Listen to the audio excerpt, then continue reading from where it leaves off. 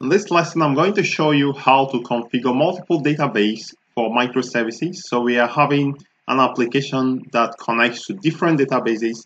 In this very tutorial, we are going to be using PostgreSQL and MySQL. So previously, we learned how to use a single Spring application to create a structured monolith using Spring profiles. So in this lesson, we'll learn how to configure multiple databases for a structured monolith application. A structured monolith application is an application that you can easily break up into microservices, such that different packages in this application represent potential microservices. So this is very important if you are testing the performance of different database scenarios for database per service microservice architecture. Alright, so we are going to be using MySQL and PostgreSQL. In case you don't have PostgreSQL, you can easily download it from here. Just go to PostgreSQL download and then go to Windows installer and go to download installer and then choose for your operating system, maybe Windows. This is what I have. Download it and simply install it. That is so easy. If you have not subscribed to my channel, click on the subscribe button below to subscribe so that you don't miss any updates from me. Because I do research on microservices, so I can easily teach you anything. Besides, all the code snippets, all the step-by-step procedure we are going to follow is right here in my website. If you have any challenges, leave me a comment to let me know. Alright, so now I've installed PostgreSQL. So if you go to your desktop, you will see something like this. This is pgadmin. PostgreSQL provides you with a neat user interface where you can actually manage databases. You don't have to be writing on the command line, so you have a GUI that is very, very easy to use. Something like this, so if you open it, this is what you have. Alright? Okay, so let's follow the procedure. In this demo, we are going to use MySQL and PostgreSQL. So before you start, create a database in MySQL called AdmissionsDB and another database in PostgreSQL called AppointmentsDB. So let's go do that. So I'm going to go to MySQL. So I'm going to go to MySQL and create a new database. So I'm going to go to MySQL. Actually, I could have used MySQL Workbench, but let's use command line because it's faster. So we are not actually going to be writing anything much. So I'm going to simply say create database and provide the name of the database. Let's call it appointments DB. So that's what we want to call it. So keep it simple. Okay, let's see. So we've created a database in MySQL. So let me just exit from here. So let's go to PostgreSQL as well and create. Let me see, I think we got it wrong. Create a database in MySQL called AdmissionsDB. So database in MySQL is going to be admissions, not appointments. So let's go correct it. So drop database appointments DB. Fine. So let's create a new database. Create database admissions DB. Okay, so we created the admissions DB in MySQL. So let's go to PostgreSQL and do exactly the same thing. And this time in PostgreSQL, you simply go to databases, right click on databases, click on create and choose database and simply provide the name of the database appointments DB. Now you don't have to worry about creating any of the tables or objects in the database. Our application will actually do that for us easily using ORM, using Hibernate. So how it works, let me just tell you a bit on how it works. The Application.properties file will contain multiple settings for each of the data sources. So you are going to specify two different data sources in Application.properties file.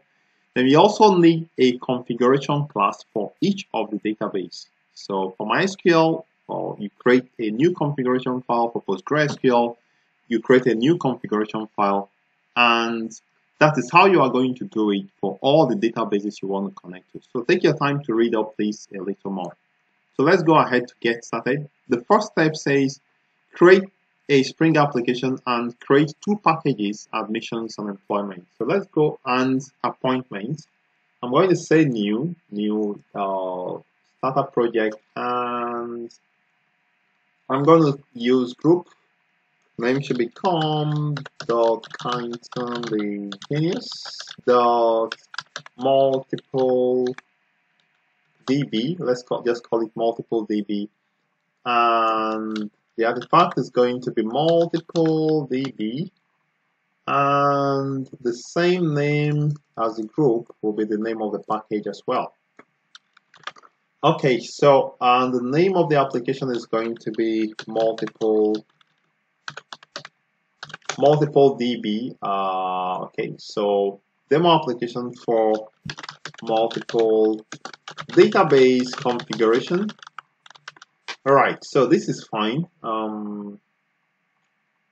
Let me go next. Okay, so we are going to choose MySQL for sure, and we are going to choose PostgreSQL as well. PostgreSQL, and we are going to choose web.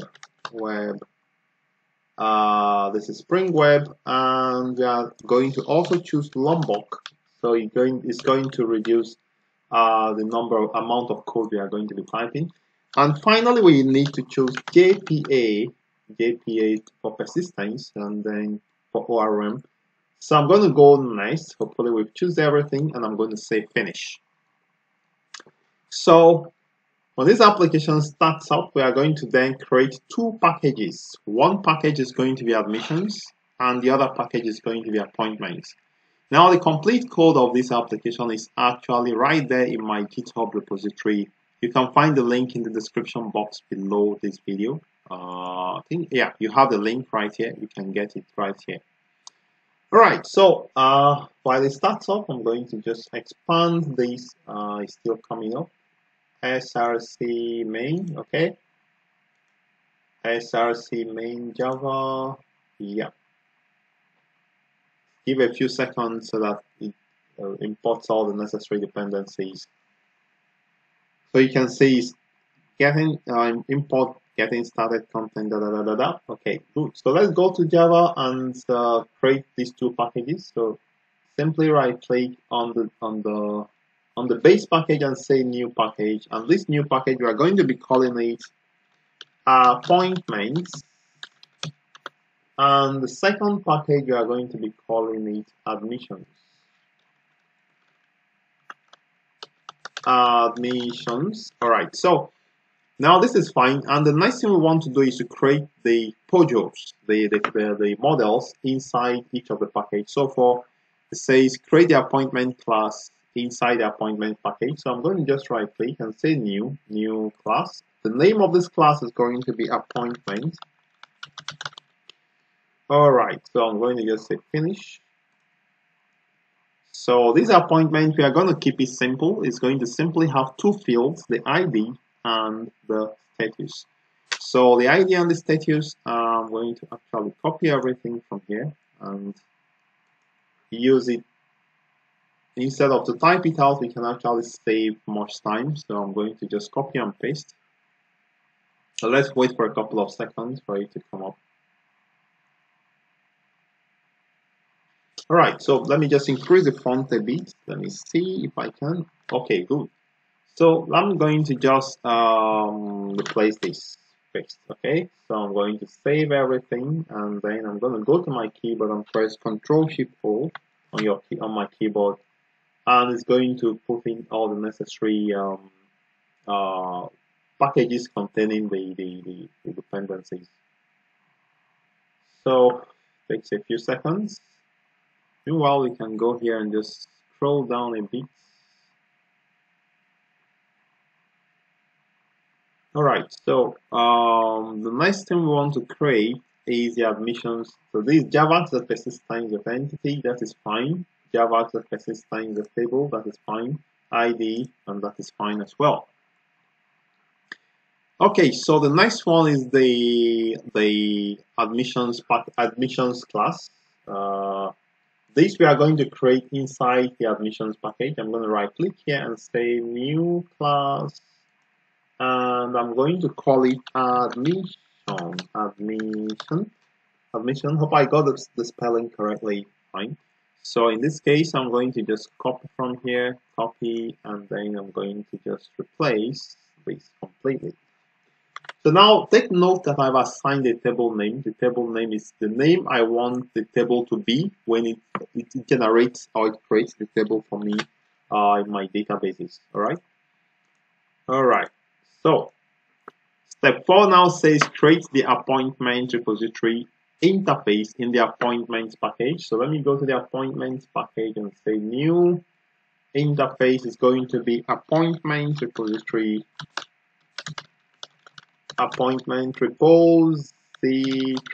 Okay, so it's going to extend JPA repository. So it's going to be this one. Okay. So this repository is going to be for appointments, and the primary key type. Let me just shift this out a bit. The primary key type is going to be integer. All right. Save everything. Annotate it with the repository package. I don't know if this step about annotation is right there in the website. I think I missed it out here. So, but take note, you need to annotate your repository with @repository annotation. All right, so we do the same thing for admissions. We are going to create new admission repository interface. So it's going to be admission repository, and it's going to extend JPA repository as well. Let's finish. And in this case, permit me to just close up this panel to create some space. So this is going to be for our admission, and the primary key type is going to be integer, and you annotate it at repository. All right, perfect. Okay, at repository, I think we got it correctly. Fine. So let's look at the next step. The next step says open the application.properties file and add the following settings. Now I'm going to just copy everything and paste it, then we talk about it. When I paste it, it's actually going to be clear because it will give us what is called the syntax coloration, and it's going to be clearer than it is here on my website. So let's just paste it, and you can see that everything is very clear. So here we have the appointments data source. Take note that the prefix is spring.appointments.data source. We have JDBC URL, and this points to the Postgre location of the Postgre database endpoint at this place. Then we have the username, the password, the same with MySQL, but in case of MySQL, we have the URL as well. We have the username and the password, and we also need the driver. And then we have these two items here. You can see there's no prefix about the names of the models or the names of the databases. So this applies to both of the configurations. All right. Okay, so this is clear. And the next step says you can see the settings for two data sources. I already explained this. So if you want to add more data sources, for instance, you also want to connect to Oracle database, or you want to connect to MySQL or maybe Apache DB or some other data sources, you can also create more. So you can see it's very easy. Step 7 says create admissions DB config class inside the admissions package. So let's go to admissions package and create the DB configuration inside the admissions package. So it's going to be right here. I'm going to right click and say new. There's a new class, and it's going to be admissions DB config. Admissions DB config. Yeah, I'm going to just say finish. Okay, so now this is a class, but I'm going to just copy this and paste. I hope we are not mixing up anything. So I'm going to just paste it right here. Admissions DB config, that is the name. So now there are three things that we have annotated this class with. We have configuration, we have enable transaction management, and we have enable JPA repositories. So I'm going to just import this and transaction management also, and then enable JPA repositories as well. As I mentioned before, there are going to be three methods that we are going to be creating. We have the data source methods, local container entity manager, factory bean, and platform transaction manager. I recommend you take some time to read up these by yourself so that we don't spend time trying to explain them. So the first method is the data source method. Now, the data source method returns a data source based on the prefix of the data source. So since you are working with admission DB config, so the data source is this one. Remember, there are the prefix in the application properties file. Let me just save everything. And now take note that this is annotated as primary annotation. So for all your data sources you configure, one of these configurations must have at primary annotation. In this case, is going to be the admissions data source. So there's nothing like two at primary annotation, it's just one. So this at primary annotation comes from annotation from context. Bean comes from context data annotation. Configuration properties comes from properties here, and what else? Data source comes from, it should be SQL, which is the second one, and data source builder comes from JDBC. Yeah, perfect. All right. So why is this complaining when using add configuration, Spring Boot configuration to your class path? Okay, maybe we can just do it. Okay. So the next method is the local container entity manager factory bean. Local container entity manager factory bean. I'm going to also copy it and paste, and then we talk about it a little. Again, I'd like to recommend you take some time to read it up and try to understand what is happening. But for now, this is a demo, and just know that this is the procedure to follow to connect several data sources. So I'm going to first save everything, and then let me import all the necessary namespaces. So this comes from here. Entity manager factory builder comes from it should be org the Spring framework that booted orm.jpa. That is what it is. Qualifier comes from factory.annotation, and just do that. All right. So we also add for MySQL, we have these two properties. So we have auto to be updated, and we have the dialect to be MySQL. I'm sure you should know this by now.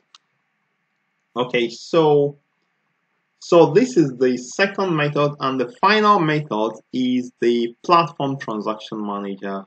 I'm going to copy it as well and paste it right here. Okay, so let's just import these entity manager factory as well, JPA transaction manager as well.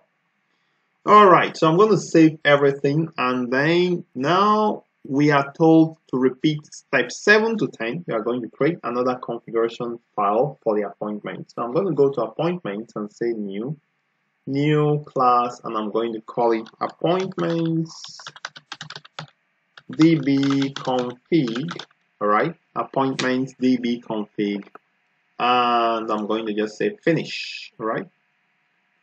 Now you can actually copy over from the admissions db config and modify, but for now I'm going to just copy from here, and then I'm going to paste it. It's going to actually be clearer when I paste it, and then you can see if you can understand it a bit.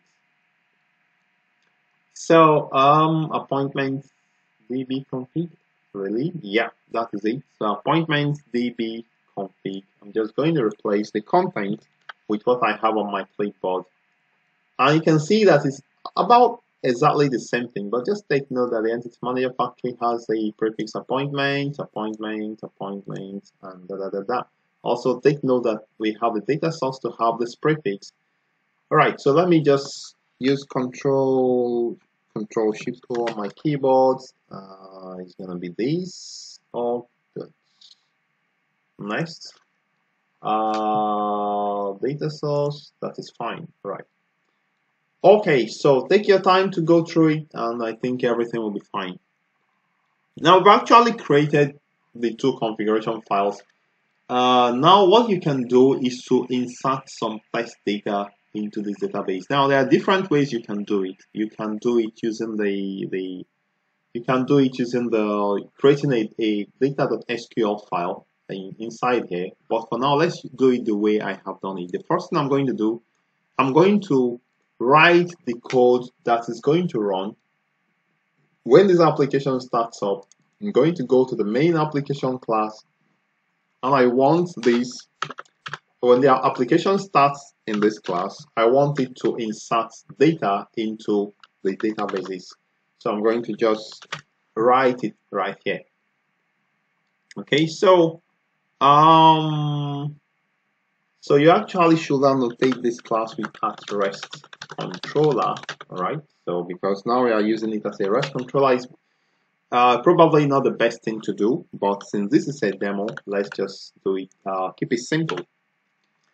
And then we are going to add methods annotated with @PostConstruct. So this @PostConstruct, it actually will run when this application starts. So let me just paste it. Now this method, I have two methods here. We have @PostConstruct. The @PostConstruct will have a method where this method is going to be executed when this application starts. So I've used the stream API, yes, here to save collection of data, but you can actually do it one by one. Make it easy for yourself. All right, so this is fine. Java.ttl list. Okay.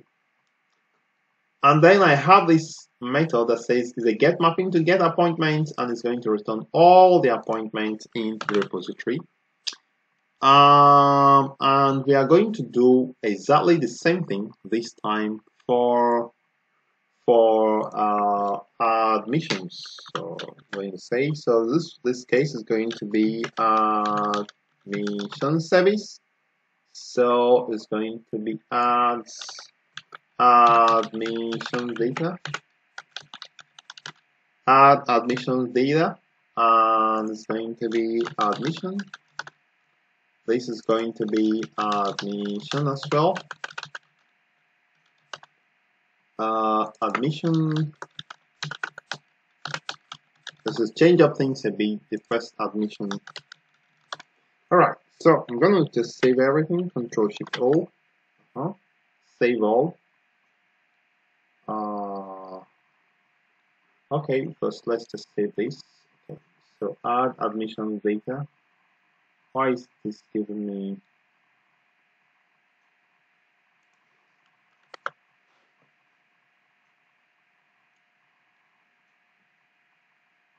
Rename duplicate. Oh, okay, I know where the problem. Okay, so here we have list of appointments. Yeah, I think so. We have add appointments data. So it's add appointments data. We have add. So this is going to be admission repository that save all. This is get appointments, and this is going to be get admissions. All right. Again, this is going to be get admissions.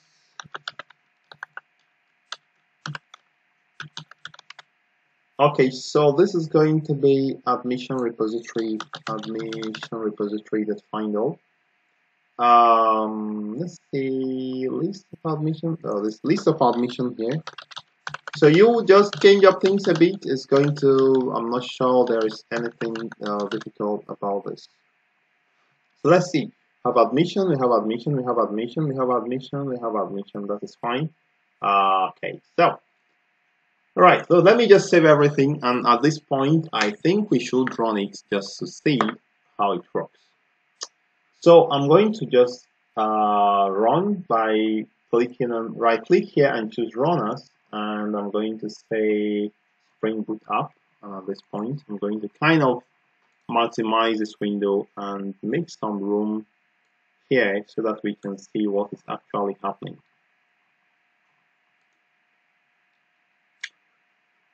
So hopefully everything should be fine. Let's see. Yeah, so I think it should be fine. Okay, perfect. All right, so Tomcat started at port 8080. So if I go to port 8080, let's say HTTP localhost at port 8080, and I'm going to say get admissions. I'm going to say get appointment. You can see the appointments is right here. I'm going to actually increase this. So you can see the appointment, first appointment to the dentist. And let's try get admissions. And you can see the first admission ever. And again, let's go to PostgreSQL, see you have this appointment DB and check if appointment table was actually created and this data is actually inserted into the database. So if I go to schemas in PostgreSQL, you can see tables and now you can see appointment. And if I just right click and say scripts and say select scripts, I can actually run it to see those two data that has actually been inserted. So this is PostgreSQL running right now. I'm going to just click on run and you can see we have two items right here. All right. So we have two items right here. If I also go to MySQL Database, so you can also see that items were inserted into the database. So let me just go there. So if I say show databases, and say use admissions DB, use admissions DB, show tables.